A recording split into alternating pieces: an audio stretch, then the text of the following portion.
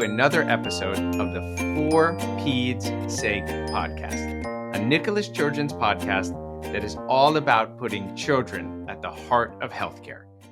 I'm Chad Perlin, a pediatric plastic surgeon here at Nicklaus Children's and host of the podcast.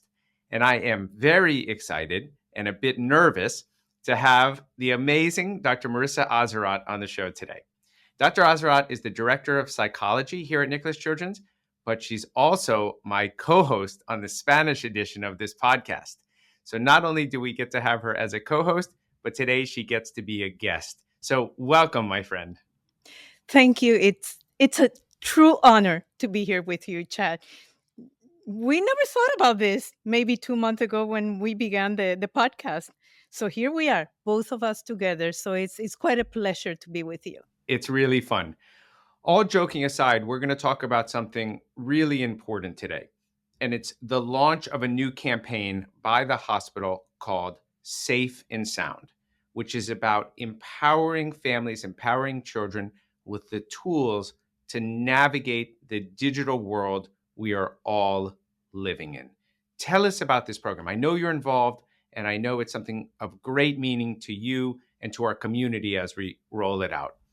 And you said it. It's of great meaning for me because I believe so much in education and prevention.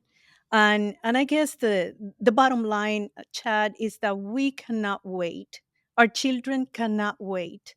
Adolescence goes very fast. So we don't have years to wait for research results or whether our politicians are going to create new laws. We need to move now. Are we going to be able to change whatever we need to change in the future? But the goal is with this campaign, let's get together. Let's create a community of teachers, parents, kids, pediatricians, uh, policymakers, everyone involved, and let's learn, let's share that knowledge, and um, let's educate our kids in terms of dealing with the digital era that is here to stay. Yeah, I love the fact that Nicklaus Children's and you and your Department of Psychology are helping lead this. I think as we actually speak right now in the US government, in the Capitol, there is active discussion going on about digital safety for our kids with the leaders of the major social media companies. So what amazing timing as you and I are having this conversation that it's happening at the federal level, literally as we speak. How does this program work? What can families expect out of this program? It puts together, it's a liaison of community partners, and it goes from tools to begin a conversation with your teenager or young child to videos for the younger one. It's what you mentioned at the beginning of this podcast is empowering families.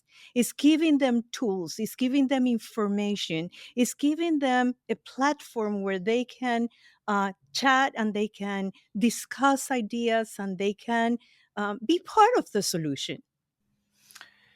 You know, one of the things that I think so many families struggle with, we in our own family, I have 2 teenage boys, as you know, is should our kids have social media to begin with? And when? I know my older one uses it to see what's happening.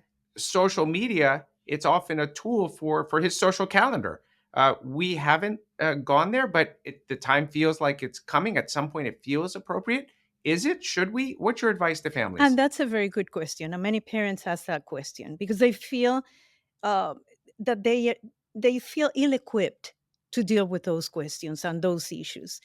When we look at social media, we cannot say this is black and this is white. There is a lot of gray in social media, and 3 hours on the computer, on the phone for one kid, for one child, may be very different from another child. So, in a way, is how responsible is that child? What is the level of communication with the parents? What is he doing in social media? Is he getting together with friends? Is he study group?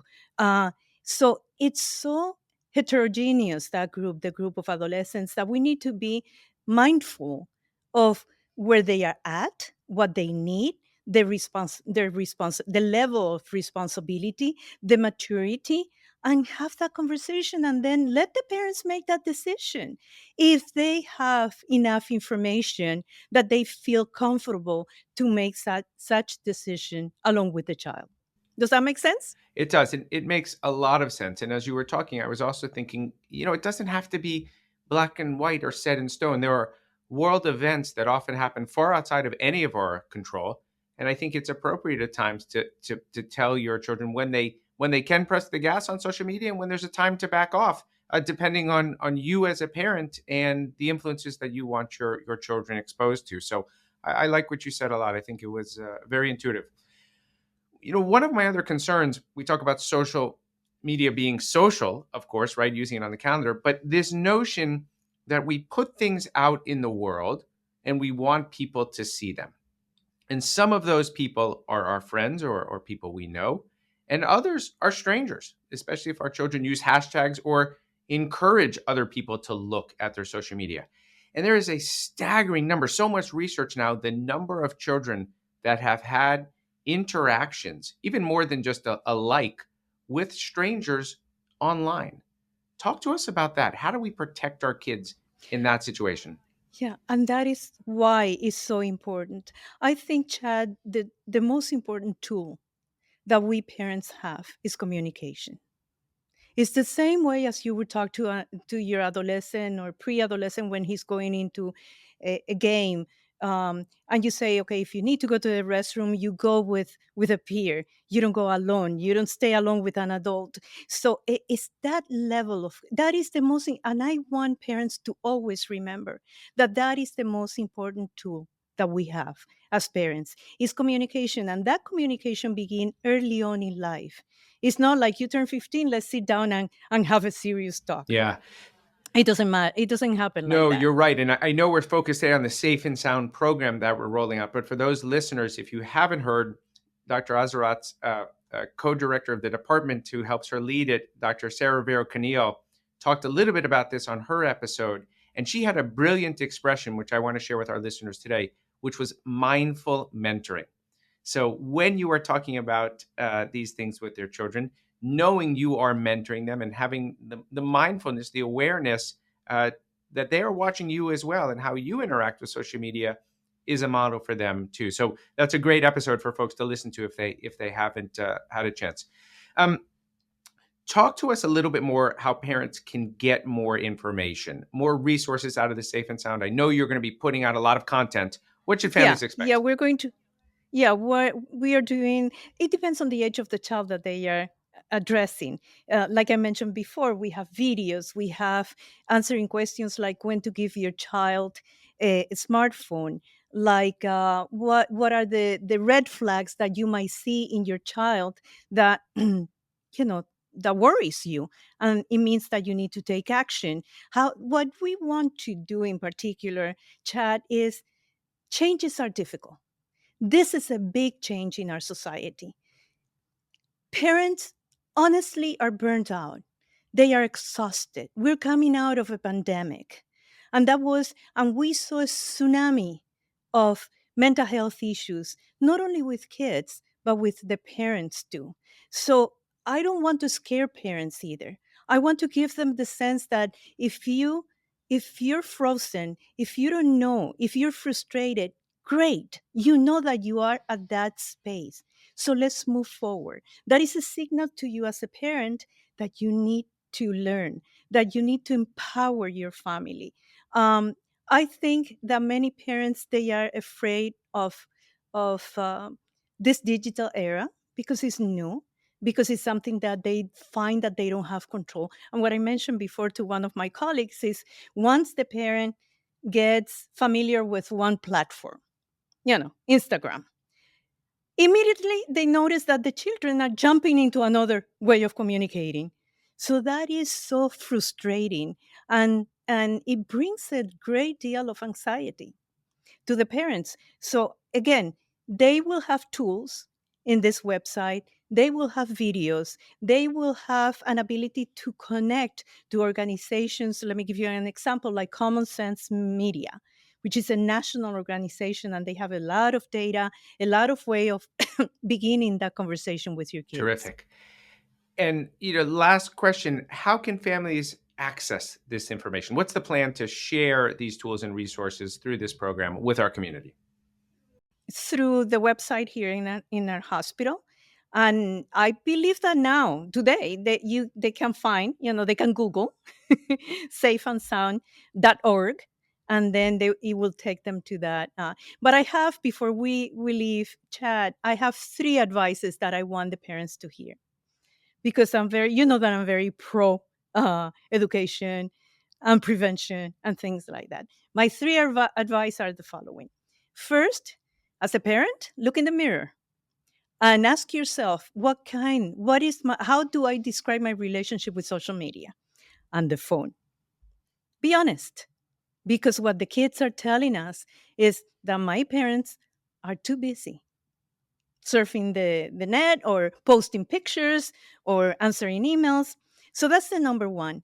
And the number 2 is sit down with your child, learn about what he's doing.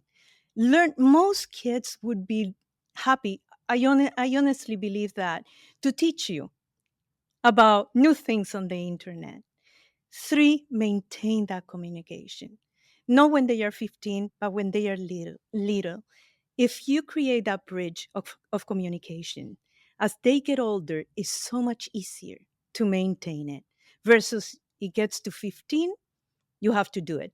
And in terms of social media and limiting and creating a schedule, we need to use the combination. It's okay to say, okay, at 9 o'clock, 10 o'clock, you go to bed, but let's talk about what you would like, during the day. Can we negotiate something? Tell me what you like about the social media and tell me what you don't like, because kids don't like a lot.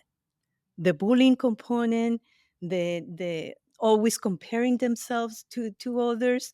So let's have that conversation. And I can assure you that it will help not only the kids, but the family dynamics. Amazing advice, and said in such a real and useful way. And it made me so happy hearing you talk, because I remember when we first started planning this podcast as the 2 co-hosts, that's exactly what we had talked about doing, with delivering real information that our families can use. So thank you so much for being on the show, for being a guest and my co-host, of course.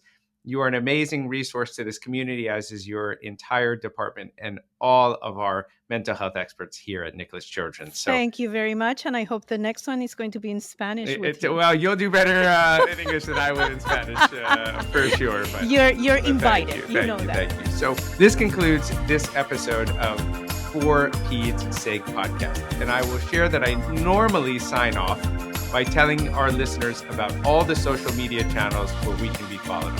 But given the light of this podcast today, instead I'm going to say, let's all go home and just spend time with our kids tonight. Thanks so much for listening, and see you at the next episode.